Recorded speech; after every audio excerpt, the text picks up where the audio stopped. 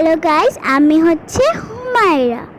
আর এটা হচ্ছে আমার বাবা, আমার মা হচ্ছে এইটা।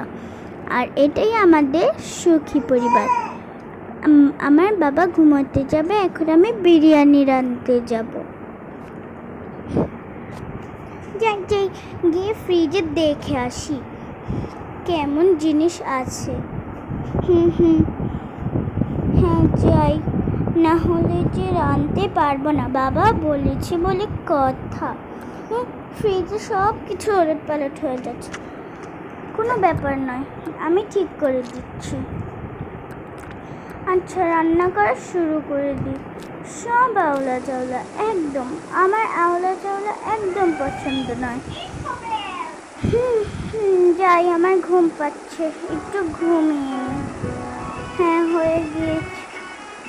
আমার ঘরে যেয়ে তারপর আমার ঘুমাতে হবে। একটু ঘুমিয়ে নি বাবা, না হলে যে পরে কিভাবে কি করব বুঝা যায় না। 1 ঘন্টা, এখন গিয়ে দেখি কিরকম হয়েছে। যাই যাই, না হলে যে অনেক বড় ক্ষতি হয়ে যায়।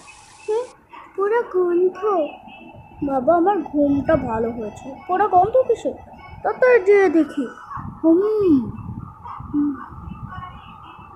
তাড়াতাড়ি যাও, তাড়াতাড়ি যাও।